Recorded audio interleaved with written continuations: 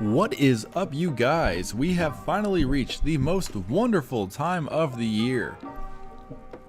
NBA Playoffs 2020 begin this week. After 4 months of waiting, we finally get to watch some playoff basketball, and I am pumped.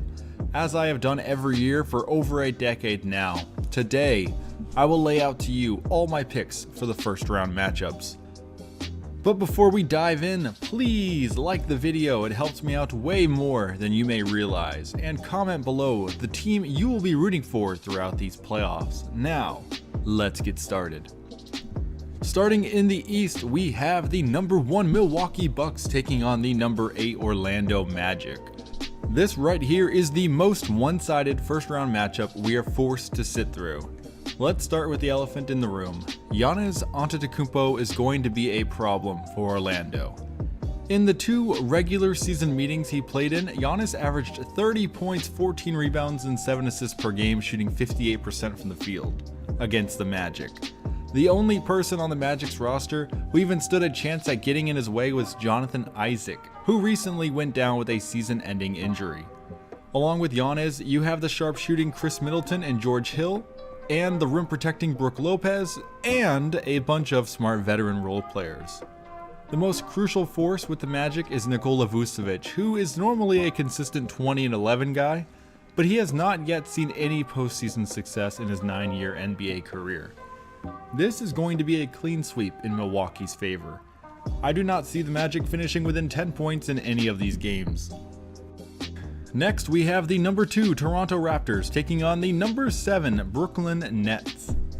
I have been pleasantly surprised by the bubble play of the Nets team. They are a ragtag bunch of guys playing great team basketball, and retaining their 7th seed is an accomplishment alone. But they are a long shot in this matchup. Caris LeVert is their it factor. In the bubble, he has put up a spectacular 25, 5, and 6. But the Nets are going to need their shooters to stay hot if they are going to want to have any chance in this one. Meanwhile, the Raptors, who had a terrific 7-1 bubble run, really have no superstar. The trifecta of Pascal Siakam, Kyle Lowry, and Fred VanVleet all put up about 16 points a game, with guys like Marc Gasol and Serge Ibaka playing big roles on the defensive end. The Raptors are the deeper and more experienced and consistent team. The styles of play here contrast one another nicely, but in the end, I have Toronto winning in 4 games. Next, we have the number 3 Boston Celtics taking on the number 6 Philadelphia 76ers. This was supposed to be a good one, but the injuries which ravaged the Sixers late in the regular season returned in some sort of Final Destination-esque fashion. Ben Simmons looks to be out, and Boston is clicking on all cylinders. Joel Embiid is going to have to completely take over in this series to give Philly a chance, and don't get me wrong, he is capable of doing this, but 4 times out of 7 I doubt. The Celtics have 4 guys capable of averaging 20 throughout the series in Jason Tatum, Jaylen Brown, Kemba Walker, and Gordon Hayward, along with the defensive masterminds of Marcus Smart and Daniel Tice.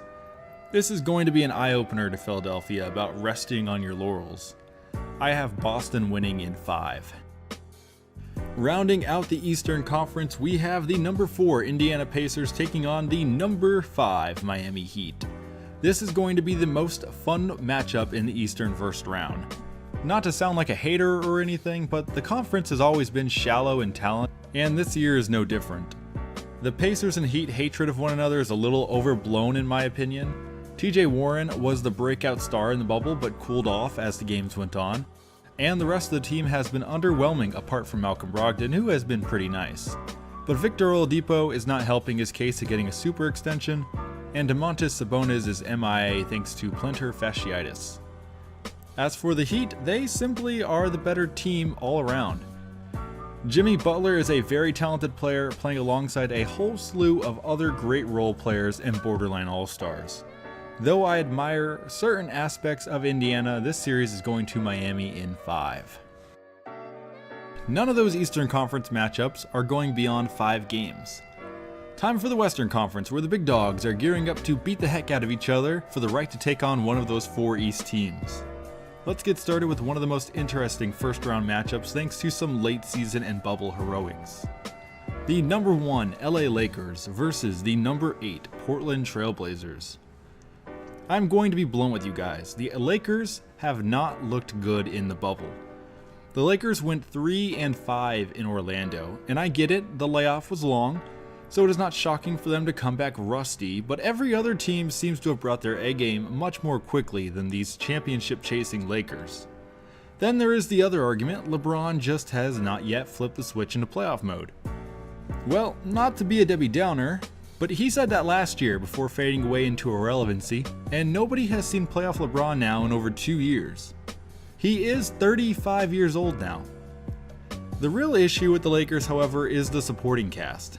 LeBron and Anthony Davis are monsters, and Kyle Kuzma is pretty swell, but the drop-off from here is steep. If either LeBron or AD is neutralized, it's over for them. The Blazers are on a hot streak.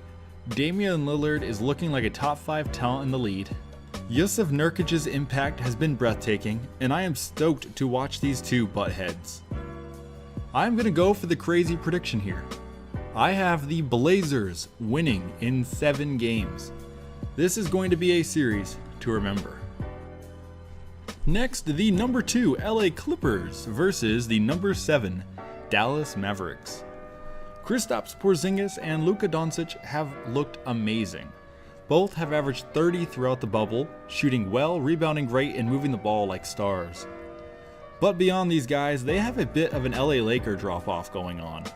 The Clippers have the depth the Mavericks team dreams of. Not only are Kawhi Leonard and Paul George barely one tick lesser than the Mavs dynamic duo, but they also have guys like Montrezl Harrell, Lou Williams, Patrick Beverley, and Ivica Zubac, creating both offense and getting stops on defense. The Clippers are the better team this year. I have LAC winning in 5 games. Next, the number 3 Denver Nuggets taking on the number 6 Utah Jazz. Donovan Mitchell is a very good player who will no doubt have a few big games in this matchup, and Rudy Gobert is a rim-protecting superhuman, but come on guys. Denver may not be the mainstream media's most popular NBA team, but they have it all. Nikola Jokic is everything you could ask for in a center. Jamal Murray is a talented and both young and experienced point guard. Both Michael Porter Jr. and Bol Bol are secret weapons. And I could go on and on about the rest of their veteran role players. The Nuggets are the better team almost across the board here. I expect close games, but the Nuggets coming out on top in 5. And rounding out the first round, we have a pretty good one. The number 4 Houston Rockets versus the number 5 Oklahoma City Thunder. I have been stunned by the Thunder this year. Everything that could have gone right for them has gone extremely right. The trio of Chris Paul, Shai Gilgeous-Alexander, and Dennis Schroeder are one of the best 3-guard lineups in the league, and the big men Danilo Gallinari and Steven Adams have been both healthy and effective. We all know the Rockets are experimenting with pure-blooded small ball, and we all know the pros and cons to this style of play. So now we get to see it put to the test. Russell Westbrook will miss a couple games, but James Harden and company are ready to go the distance, or at least try to. This series will go 7 games, and in the end, I have OKC pulling off the breathtaking upset. So there you have it, my takes for the first round of the 2020 NBA playoffs. Before you say it, I recognize the fact that I failed to get this video out before the start of the round. But just know I did my best. I really tried to get this out faster. Please comment your picks down below, like the video, and smash that subscribe button if you have not already. I will see you all next time.